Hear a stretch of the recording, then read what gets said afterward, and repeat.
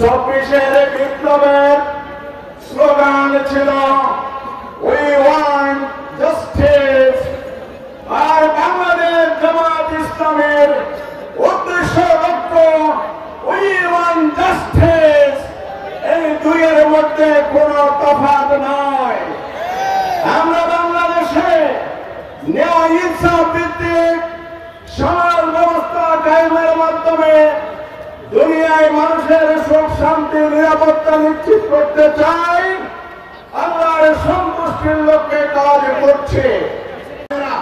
আসসালামু আলাইকুম ওয়া রাহমাতুল্লাহ। সংগ্রামী ভাইয়ের আমার, সম্মানিত আমিরে জামাত, যিনি শহীদের মাটির সন্তান, যিনি শহীদ হয়েছেন, বাংলাদেশ জামাত ইসলামের সেক্রেটারি জেনারেল আলিয়া হাসান মোহাম্মদ মুজাহিদের এলাকা, এদের আমাদের সাফল্য। আজকে ডক্টর শফিকুর রহমান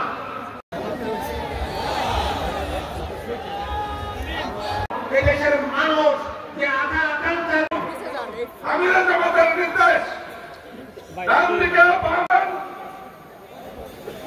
বাংলাদেশের জাতীয় উদ্যোগে আয়োজিত সম্মানিত প্রধান অতিথি, আসসালাতু ওয়াসসালামু আলা আশরাফিল আমবিয়া ওয়াল মুরসালিন ওয়া আলা আলিহি ওয়া সাহবিহি। সাজাতে হবে।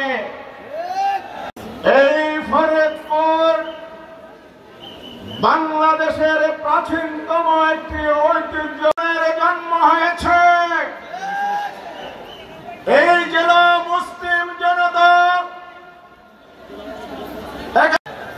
এখানে জাতিগত গোষ্ঠীগত দাঙ্গা নেই, ধর্ম বর্ণের বিভেদ নিয়ে নেই, শান্তিপূর্ণ অবস্থান আছে।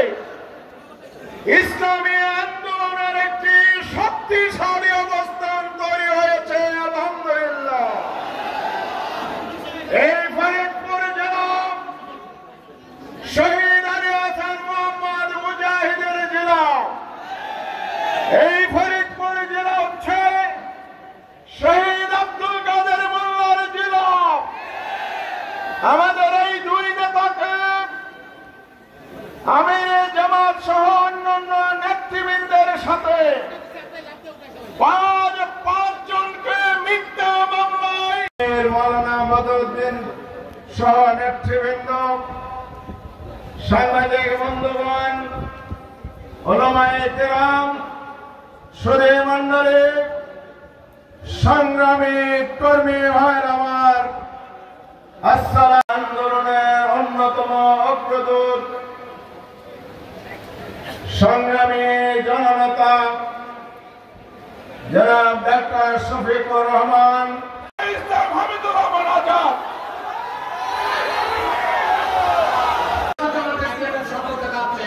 এখন আমরা সেই স্বপ্ন বাস্তবায়নের জন্য ডক্টর শফিকুর রহমান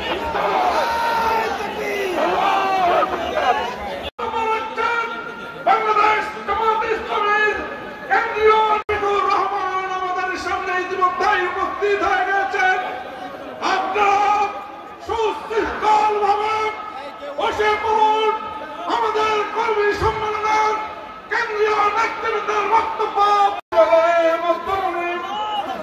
বিশ্ব ইসলামী আন্দোলনের অন্যতম নেতা, আমাদের শুধু শুভাকাঙ্ক্ষী, আমাদেরকে যারা ভালোবাসেন তারা এই ব্যাপারে যথাযথ ভূমিকা পালন করবেন।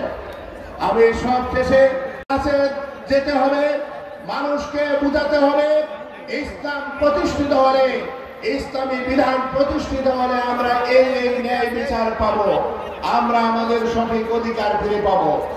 সংগ্রামী ভাইয়ের আমার, এই জন্য দীর্ঘ 16 বছর পরে কিন্তু ফরিদপুরের এই সরকারি রাজেন্দ্র কলেজ মাঠে বাংলাদেশ জামাত ইসলামের উদ্যোগে কিন্তু কর্মী সমাবেশ অনুষ্ঠিত হয়েছে এবং চলবে বেলা 3:30 পর্যন্ত। আমরা এই মুহূর্তে দাঁড়িয়ে আছি ফরিদপুরের রাজেন্দ্র কলেজের যেই ডিগ্রি শাখার যে মাঠটি রয়েছে সেখানে। আপনাদের দেখতে পাচ্ছেন যে আপনাদের ক্যামেরার মাধ্যমে যদি একটু দেখায় যে হাজার হাজার জামাত ইসলামের নেতৃবৃন্দরা কিন্তু এই কর্মী সমাবেশ স্থলে কিন্তু উপস্থিত হয়েছে এবং তারা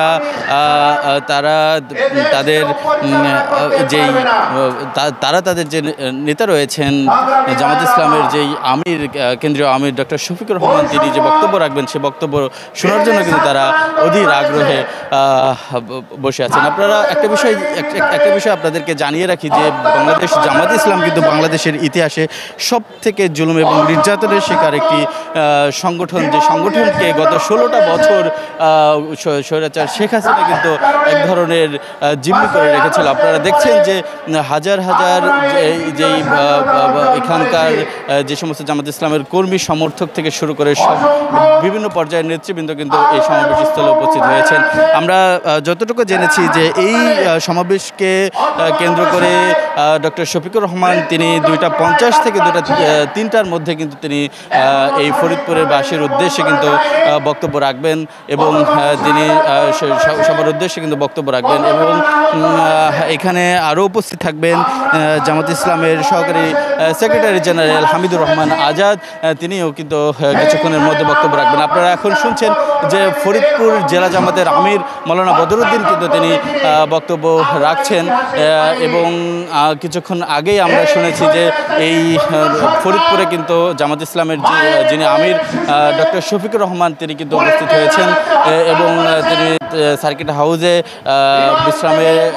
বিশ্রামে রয়েছেন। কিছুক্ষণের মধ্যেই তিনি মঞ্চে আসবেন এবং এই মঞ্চে এসে কিন্তু এই ফরিদপুরের কর্মী এবং সব শ্রেণী পেশার নেতাকর্মীদের উদ্দেশ্যে কিন্তু তিনি বক্তব্য রাখবেন।